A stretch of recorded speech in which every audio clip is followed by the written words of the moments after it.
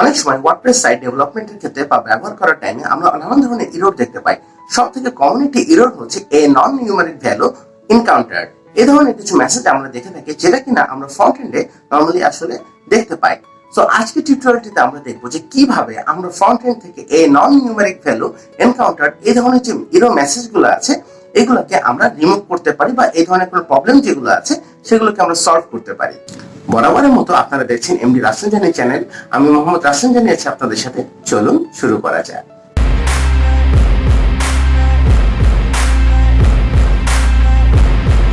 Hello viewers, কখনো কখনো আমরা আসলে আমাদের ওয়ার্ডপ্রেস সাইট বলেন বা যে কোনো সাইটে অনেক সময় আমরা এই ধরনের কিছু এরর দেখি আমরা যে warning a non numeric value encountered in, then তারপরে লম্বা বিশাল লাইন, যে লাইনে এরর থাকে বা এই ধরনের কোনো কিছু আসলে শো করে।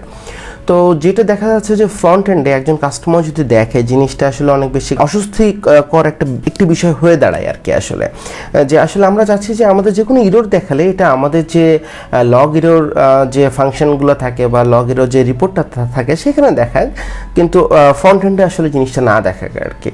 তো এরকমই কিছু প্রবলেম দেখাচ্ছে ওয়ার্ডপ্রেসে, আপনারা অনেকেই আসলে ফেস করে থাকতে পারেন। তো আমি দেখা যাচ্ছে যে একটা ওয়ার্ডপ্রেসে এখানে একটা ই কমার্স সাইট আসলে আছে। সো এখানে দেখা যাচ্ছে যে একটা ফাংশন অ্যাড করা হয়েছে নতুন, সেটা হলো যে আপনার ডিপোজিট সিস্টেম বলতে কেউ ইনস্টলমেন্টে চলে কেউ এখান থেকে যে কোনো প্রোডাক্ট কিনতে পারবে। যেমন আপনারা দেখতে পাচ্ছেন যে এখানে বিভিন্ন ইনস্টলমেন্টের আসলে প্ল্যান আছে। সো এটি আসলে যে প্ল্যাগইনটা করা হয়েছিল সেটি আসলে কমার্স ডিপোজিটস নামে যে প্ল্যাগইনটি আছে সেটি।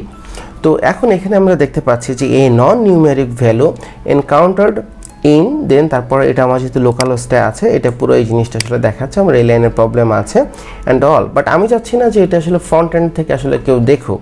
এটি যদি কোনো কিছু হয় আমি ইরর লগ রিপোর্টে আসবে, বা যে কোনো কিছু সাইডে যদি হয় সেটা সেখানে আসবে। তো এটিকে আমি কি করে সামনের এই ভিজুয়াল থেকে আসলে অফ করতে পারি? তো সেটি করার জন্য আমাদেরকে সর্বপ্রথম যে কাজটা হবে, আমাদের রুট ফোল্ডারে যেতে হবে। আমাদের রুট ফোল্ডারে যাওয়ার পরে আমরা আমাদের যেখানে আমাদের ওয়ার্ডপ্রেসটি আছে সেখান থেকে আমাদের wp config নামে যে .php যে ফাইলটি আছে সেটিকে আমাদের যে কোনো একটি এডিটরে আমরা এটিকে ওপেন করব। ওপেন করার পরে আমরা জাস্ট একটু ডিরেক্টলি নিচে চলে আসব। এখানে আমরা দেখতে পাচ্ছি এখানে লেখা আছে ডিফাইন wp_debug, দেন এখানে আছে ফলস। তো এইখানে জাস্ট আমরা আসলে কিছু লাইন অ্যাড করব, ঠিক আছে? তো সর্বপ্রথম আমরা যে লাইনটা অ্যাড করব এখানে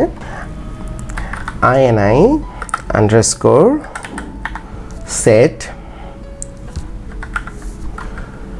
দেন তারপরে এখন আমরা যে কাজটি করব সেটি আসলে লগ এররের জন্য আমরা একটি কাজ করব। আমরা লগ দিয়ে দিচ্ছি, দেন আন্ডারস্কোর, দেন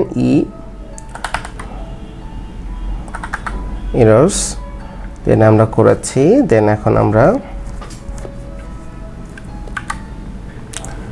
দিলাম, দেন আবার আমরা লিখছি অন করে দিচ্ছি আমরা এটিকে, ঠিক আছে? আমরা এই অবস্থায় আমরা অন করে দিয়েছি। সো দেন তার পরবর্তীতে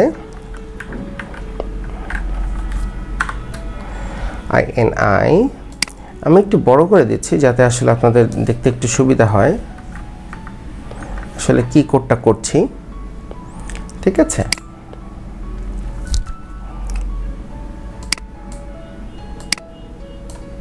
সো দেন আমরা এটিকে আমি কপি করে নিচ্ছি কয়েকটা, বিকজ এখানে আমাদের কিছু আসলে চেঞ্জ করব আমরা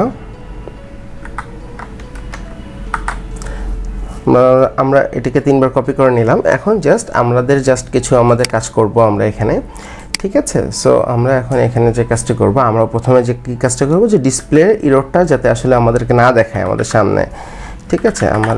আমরা দিয়ে দিচ্ছি ডিসপ্লে _error,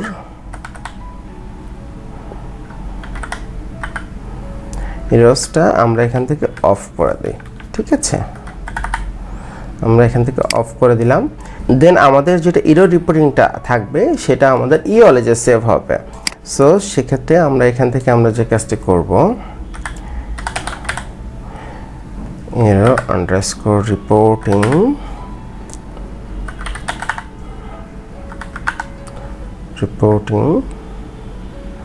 ঠিক আছে? সো দেন তারপরে আমরা যে কাজটি করব আমরা এখান থেকে underscore এই অলে আমরা চাচ্ছি যে এখানে আসলে জিনিসটা দেখা। দেন এখানে যেটি আছে যে ডিফাইন wp বাগ, দেন এটি যেটা ফলস আছে এটা যেমন আছে ঠিক তেমন থাক। জাস্ট এই লাইনটা আমরা আর কয়েকটা কপি করে নিচ্ছি। এখানে আমাদেরকে আরও কিছু জিনিস করতে হবে এবং দেন এখানে একটা থাকবে ফলস, ঠিক আছে। দেন তার পরবর্তীতে যেটি আছে সেটিকে আমরা আসলে ট্রু করে দিচ্ছি এবং এখানে আমাদের যেটি আছে ডিবাগ, আমাদের উপরেরটা ছিল খালি ডিবাগ, এখন আমরা যে কাজটি করব আমরা এখান থেকে ডিবাগ লগ আমরা অন করে দেব। আমরা ডিবাগ লগটা করে দিচ্ছি। এখন আমরা যে কাজটি করব যে আমাদের ডিবাগ লগের যে ডিসপ্লেটি আছে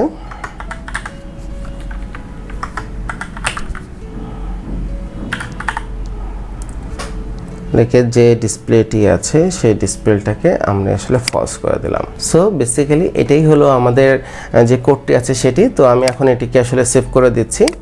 সো আশা করি আপনারা বুঝতে পেরেছেন কোন কোডটি আসলে কী কারণে আসলে লেখা হয়েছে। সো এখন আমি যদি একটু রিফ্রেশ দেই, আপনারা দেখতে পাচ্ছেন এখানে কিন্তু আমার যে ডিসপ্লে ইরোরটি ছিল আসলে এই ইরোরটি কিন্তু আমার এখানে কিন্তু শো করছে না। আশা করি এই ওয়েতে আপনাদের এই ফ্রন্ট এন্ড থেকে আপনাদের যে warning a non numeric value encountered in the যে ইস্যুসগুলো দেখা, এটিকে আপনারা খুব সহজেই আপনারা wp কনফিগের মধ্যে এই কোডটুকু প্লেস করার মাধ্যমে কিন্তু আপনারা আসলে খুব সহজেই আপনারা এটিকে সলভ আউট করে ফেলতে পারবেন। আশা করি টিউটোরিয়ালটির মাধ্যমে আপনারা সেটাই বুঝতে পেরেছেন।